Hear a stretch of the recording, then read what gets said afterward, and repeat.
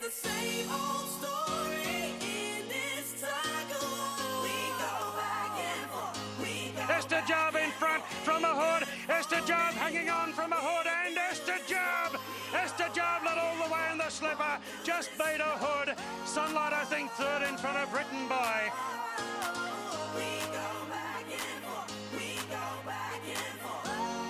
The Autumn Sun is lifting late. Fundamentalist in front. The Autumn Sun's really surging. The outside. Yes. Oh, what a super win. Bowman says, come on, girl. Winks moves up on the outside of Happy Clapper.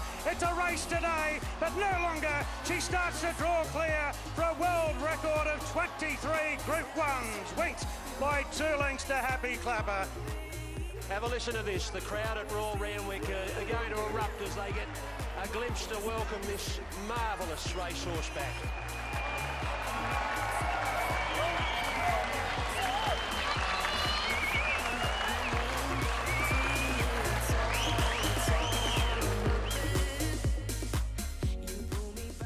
You know, it's a remarkable day at the office when we haven't really even spoken about Winks, and to be perfectly honest, she's probably not going to be the total highlight of the day. She's going to win, almost certainly, the George Ryder against horses who aren't in her class, but there's other races which are going to have at least as much attention and far greater turnover. Winks is there today, so too will be Brad Gray from Racing New South Wales. And look, Brad, we don't mean to be in any way derogatory about the great mare, but it feels for once, Brad, that it's not just about Winks today. The depth around the card is so strong that there's plenty of other places to focus.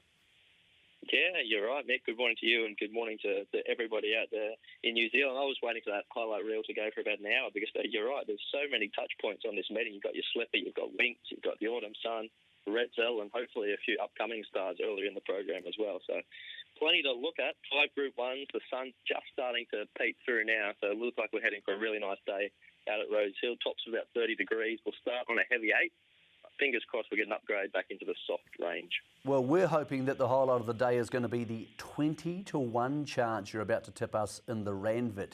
You're warming to a horse who's come out from England, disappointed originally, being very strong in the middle part of its campaign, the Taj Mahal. Okay, I said 20-1, it's now 18-1 in New Zealand. Talk to us about why you like him so much. Yeah, the Randvit Stakes. I like backing these horses that come up. Lloyd Williams, as we know, has a very good strike rate when he targets certain races. And when he comes to Sydney, you certainly know he means business. The profile of this horse is very similar to last campaign. He had a couple of runs where he just built into his prep, built up a little bit of a bank of fitness, and then he won third up, which is exactly what he faces here, third up.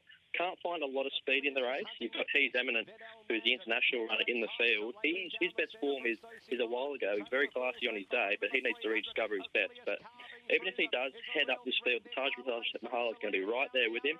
As I say, not a great deal of speed, and I think he'll certainly get his chance to kick away at the finish here and give us a really big sight at the odds. Mate, he's obviously a proven stayer. He's won a Sounddown Classic at the 2,400 metres, so a grinding 2,000 on the wet track won't bother him. Very different type of horse and very different type of race is Graf in the Galaxy. The speedsters are heading around today. He's into 4.6. Look, there's a lot of class at the top of the weights, but Graf is a horse we know has that sort of ability and doesn't have to carry that sort of weight. Yeah, that's right. He's down 52 kilos, so he's got 7.5 kilos off Redzel. I think a lot of people will look at this and how are we getting $4.65 out Redzel? It's just the weight factor. There's such a big one here. This morning we actually lost ball of muscle, so a little bit of speed has come out of the race. That's not to say they still won't hum along because you've got the likes of Redzel there. We know he likes to move. You've got Jungle Edge and, of course, Nature Strip is a keen-going horse. So 52 kilos on his back, Graf. His last 2 runs have been really good down the Flemington Straight. Last time out in the Newmarket, he carried 51 kilos, so again a lightweight, but he was just left exposed out in front, which is a little bit unlike him. He won't have that same problem here, tucking in behind the speed. Overdid it, and that just told in the last 100 metres. He just peaked on his run, but we know that Sunlight form is very, very strong. The 3-year-old crop at the moment, as far as the fillies go, is exceptionally strong in Australia at the moment, so I think that'll stack up really well for this. He handles the wet 1,100 metres. He loves Rose Hill. I think he'll give a really good run for our money here, and I wouldn't be surprised if he starts a firm favourite come race time. Brad, how do we make money out of the Rosehill Guineas? Because he's been smashed the Autumn Sun into $1.35, which It's great to watch, but it's not much fun to bet on. Yeah, it's a little bit like that, isn't it? It's almost like it's a Winks odds. So you've got to try and find something to have a gamble on. I think if you played exotics, you might want to stand the Autumn Sun out. I think Madison County is a horse, obviously, you know plenty about. He was exceptionally good there in the Randwick Guineas. His last 200 metres was as strong as the Autumn Sun. So he's a horse that profiles that he's going to relish this trip. Getting out of the track doesn't help him. One a little bit of odds I think you can throw in is Dealmaker. He's the stablemate to the Autumn Sun, also trained by Chris Waller. He comes out of the Australian Guineas, and his form ties in pretty nicely with a couple of handy ones, including Mystic Journey, who we know is a very, very good filly herself. She only finished a couple of lengths off her in the Australian Guineas. Handles the wet. I think they might push forward from the gate, and you've got Huey Bowman doing the steering. So I think you can play around those three, and hopefully we can get a little earn there in some exotics. Okay, talking about Winks, we can't back her as much as we love her. So what's the Winks out bet? Who's the one who's most likely to finish probably second?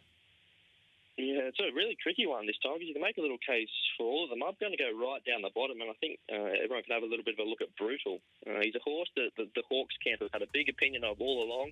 Of course, he won his first 3 starts. This campaign, he's been thrown in the deep end a little bit against the older horses. He's had no luck whatsoever, though. First up, he was trapped wide as an odds-on favourite. Went down, but certainly went down fighting, just missed, running third. And then last start in the Canterbury Stakes, which is a deep race won by Trapeze Artist.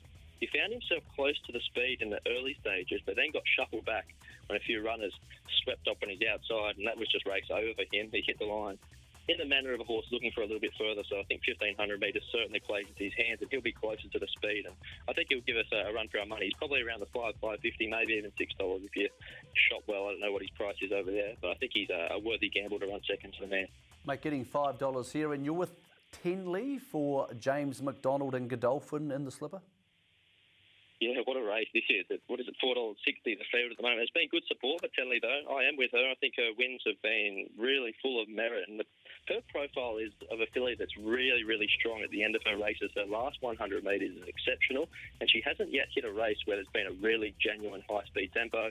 She gives the impression that she'll really relish that. So if they run along here, as they often do in slippers, which is one of those races where you've got guaranteed pressure, she's going to relish that, and there's going to be no horse in the field hitting the line harder. I think James McDonald has the opportunity to set her a little bit closer from barrier 6. Hopefully she's midfield, a bit of cover, maybe 3 wide with a bit of cover would be perfect, and she'll be ripping down the guts of the track late. So cheer home Tenley for us. Brad, it's a big day. We hope you enjoy it. We thank you for joining us this morning here on the New Zealand channel so we can give the winners to all our New Zealand punters. We'll get your best bet. You've gone Tenley, the Taj Mahal Gruff, and All Too Soon. And the last on the card are All Too Soon and Each Way chance for us, Brad.